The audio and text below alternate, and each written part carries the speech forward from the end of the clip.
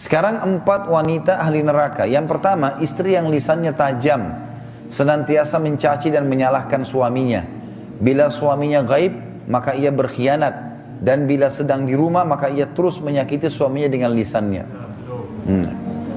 Jadi harusnya hati-hati. Lalu memang ini peringatan, ini bukan untuk bahan olok-olokan, tapi memang harusnya hati-hati. Dan apapun yang suami tidak suka, maka harus hati-hati.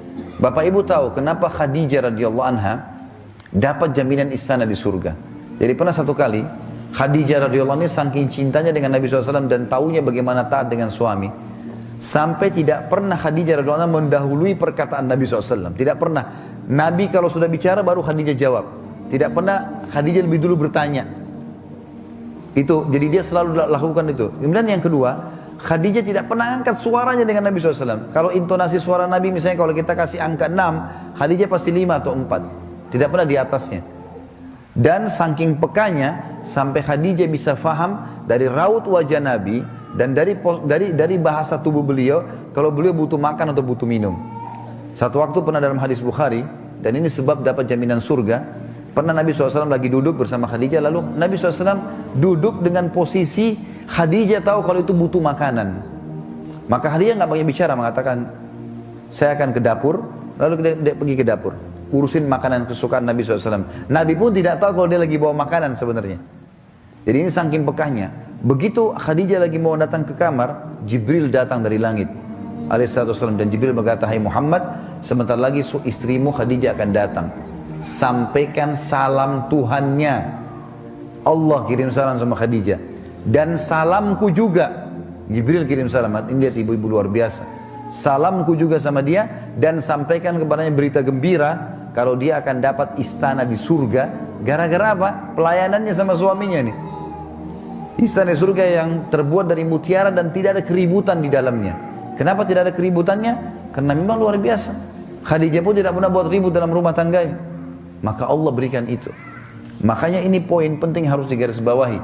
Dan yang paling berbahaya memang dari perempuan, ibu-ibu hati-hati lisannya. Kontrol lisan. Karena kapan intonasi suara dan kalimat ini keluar kasar, ibu sedang hadapin suami. Laki-laki itu kalau digunakan kelembutan, dia akan menaungi. Ibu gunakan kekasaran, dia akan hadapi seperti hadapi laki-laki. Ibu jangan marah banting piring. Kalau banting piring satu, suami banting satu rak. Ya. Ibu nggak usah mau gaya-gaya pukul pintu, dia bisa robohin pintu, gitu kan. Nggak usah pakai kekerasan, karena laki-laki lebih kuat. Tapi ibu Allah kasih kalimat, suaranya ibu lebih lembut, ibu punya perasaan, ibu punya air mata, gitulah, ya. Jangan yang lain, nggak usah pakai cara laki-laki, berbahaya. Yang kedua adalah istri ahli neraka, ya. Perempuan, istri yang membebani suaminya di luar kemampuannya. Ibu tahu nggak, subhanallah, ada penelitian Bapak Ibu sekalian, banyaknya terjadi masalah, laki-laki yang koruptor, ada masalah apa segala, di belakangnya istrinya. Penelitian itu, secara global, persentasi terbesar, laki-laki yang buat kriminal dan kesalahan di belakangnya ada istrinya. Istrinya tidak tampil di lapangan, tapi istrinya merongrong dia, sehingga dia melakukan kriminal itu. Ini tidak semua ya, tapi dominan persentase di atas 90% gara-gara itu. Subhanallah, sabda Nabi ini nggak mungkin salah. Maaf, saya minta waktu sedikit lagi ya. Yang ketiga, istri yang tidak menutup dirinya, juga auratnya dari lawan jenisnya, dan keluar rumah dengan membuka aurat. Jadi ini juga termasuk ahli neraka. Yang terakhir, yang keempat, istri yang tujuan hidupnya hanya makan, minum, tidur, yang tidak punya keinginan untuk mendirikan sholat, mentaati Allah, Rasulnya, dan juga suaminya. Jadi misalnya sibuk di depan TV, suaminya datang, mana makanan? Tuh di meja makan. Sholat, sebentar aja sholatnya. Gara-gara sinetronnya, gara-gara filmnya, gitu kan. Maka ini ahli neraka ini, hati-hati. Ya. Kemudian ada hadis yang lain, kata Nabi SAW, kita sudah selesai tadi 4 ahli neraka, 4 ahli surga. Hadis yang lain, tidak ada seorang istri pun yang meninggal dunia, lalu suaminya ridho kecuali ia pasti masuk surga. Ada jaminan di sini. Karakter laki-laki ibu harus kenal, saya sebutkan secara global, adalah dominan akal. Jadi kalau akal itu artinya masalah, solusi. Kemudian dia butuh dihormati kepemimpinannya. Biarkan dia mengambil keputusan, kita tinggal jawab pada saat ditanya. Jangan mendominasi. Mendominasi akan bentrok dengan karakter laki-laki. Tidak bisa sejalan nanti. Kemudian kalau mau memperbaiki, suami atau laki-laki tidak suka dihardik. Ya, tidak suka dihardik. Kamu salah, kamu begini, kamu begitu. Itu tidak bisa. Akan bentrok. Walaupun dia salah, dia akan menyerang. Itu karakter. Sama tidak suka digurui. Ya. Kemudian sebaliknya, suami suka diterima kasih. Ya. Ibu harus ucapkan itu. Kemudian juga dia suka diterima keputusannya, walaupun keputusan itu sederhana. Ya. Kata Nabi SAW dalam hadis yang lain, Allah tidak akan melihat seorang istri yang tidak berterima kasih pada suaminya, padahal ia butuh dengan suaminya. Allah tidak lihat, maksudnya Allah tidak akan memberikan ya kebaikan-kebaikan kepadanya. Dalam hadis yang lain juga, 3 golongan yang tidak akan diterima. Kata Nabi SAW, sholatnya, juga amalan-amalannya tidak akan dilangkat ke langit. Seorang budak yang lari dari tuannya sampai ia kembali. Yang kedua, seorang istri yang suaminya marah padanya sampai suaminya itu ridho kepadanya. Dan yang ketiga, orang mabuk sampai dia sadar. Jadi ibu biar sholat, khusyuk, baca 1 juz 1 malam, kalau suaminya nggak ridho, nggak diangkat ibadahnya ke langit, percuma. Maka ini ada hubungannya, kolerasinya dengan masalah itu. Pernah ada seorang wanita berkeluh kesah di depan Aisyah radhiyallahu anha dalam hadis Bukhari. Suamiku begini, terus keluh kesah. Nabi SAW lewat. Lalu kata Nabi SAW, hati-hati dengan lisanmu. Jangan ceritakan sembarangan suamimu karena dia surgamu atau nerakamu. Aisyah juga berkata radhiyallahu anha, wahai sekalian wanita, bila kalian tahu hakikat hak suami kalian terhadap kalian, maka pasti seseorang dari kalian mengambil debu kaki suami kalian dan meletakkan pada pipinya. Juga Nabi SAW bersabda dalam hadis lain, wanita dari kalian yang menjadi penghuni surga ialah yang penuh dengan kasih sayang. Yang bila dia berbuat salah atau suaminya berbuat salah, maka dia mendatangi suaminya dan meletakkan tangan di atas tangan suaminya, seraya berkata di malam hari pada saat mau tidur, aku tidak akan tidur sampai engkau ridho kepadaku. Ya perlu ibu-ibu tahu, sebenarnya kalau laki-laki pun buat salah, pada saat ibu datang kepada suami mengatakan, kalau memang saya yang salah maafin ya, itu malah muncul naungan. Kalau ibu makin merendah maka akan muncul naungan, maka dia akan mengakui kesalahan. Ini umumnya ya. Kemudian kita bicara tinggal 2 kewajiban lagi. Tadi yang pertama ketaatan, yang kedua adalah masalah biologis. Dan ini penting sekali karena salah satu syekh di Saudi, di Mesir, menulis buku dan saya lagi bedah bukunya, diterjemahkan bahasa Indonesia, namanya Mahkota Pengantin. Beliau mengangkat penelitian sebagian ulama tentang masalah sperma laki-laki. Salah satu komposisinya itu ada api. Makanya sperma itu panas ya. Salah satu karena dia darah gitu kan, dari darah. Kemudian dia kena tergabung dengan hikmah Allah, dari menjadi dia berubah warna dan dia punya komposisi api. Jadi dia memang panas. Nah ini kalau tidak dikeluarkan maka akan berpengaruh pada emosi. Jadi kalau ibu-ibu punya suami suka marah-marah, masalahnya di situ saja.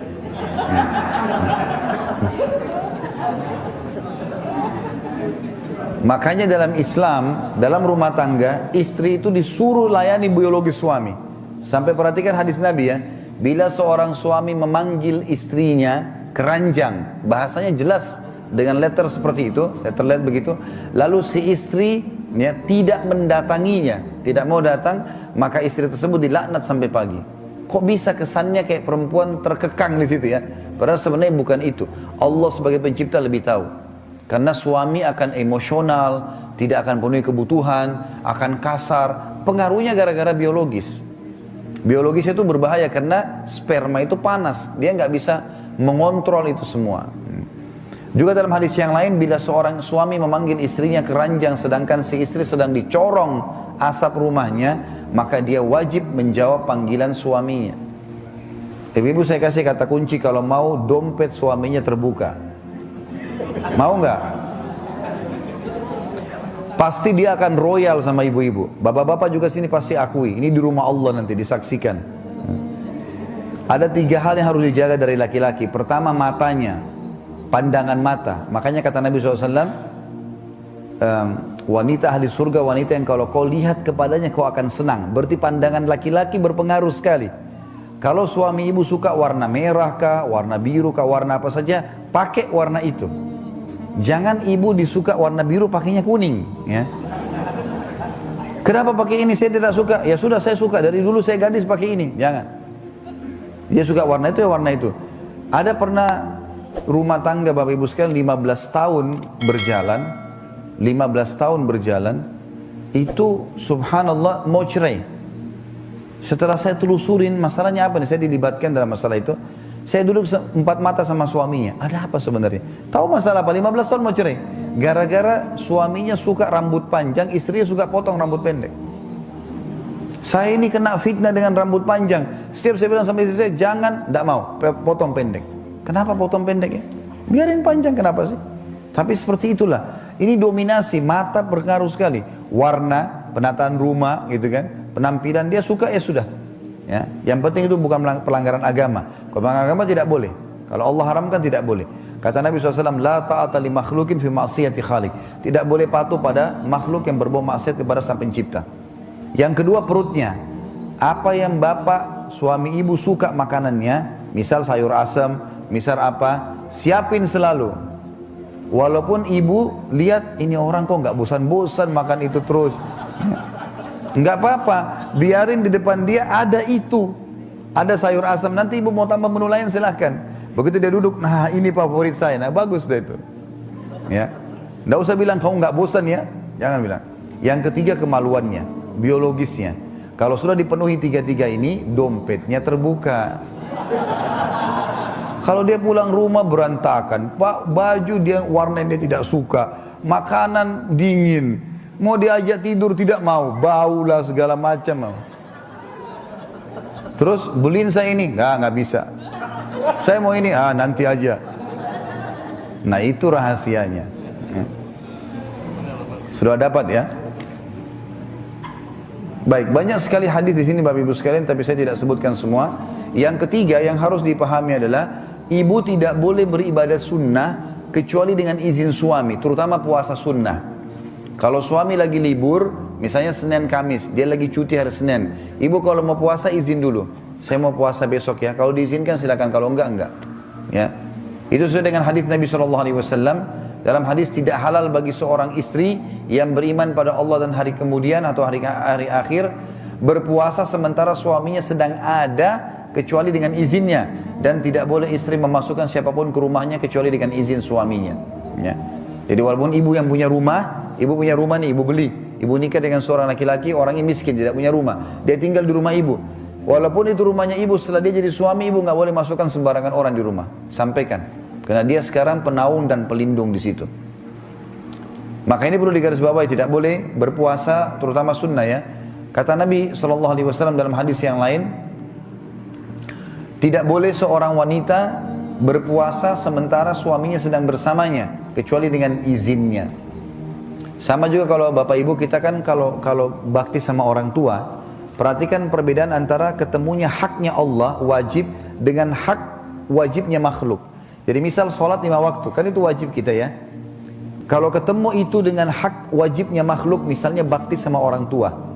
Kalau kita lagi sholat duhur misalnya, ibu kita atau ayah kita panggil, nah kita nggak usah batalin sholat, karena wajib sama wajib ketemu. Wajib haknya Allah dengan hak wajibnya makhluk. Tapi kalau ketemu dengan hak sunnahnya Allah, misal kita lagi sholat sunnah, ketemu dengan hak wajibnya makhluk, ibu atau ayah kita panggil, kita harus batalkan sholat sunnahnya. Ya, ini nggak boleh enggak. Jadi kalau ibu kita lagi panggil, oh saya lagi sholat sunnah, nggak bisa, batalin. Sama juga kalau istri yang dipanggil oleh suaminya. Ini perlu digarisbawahi.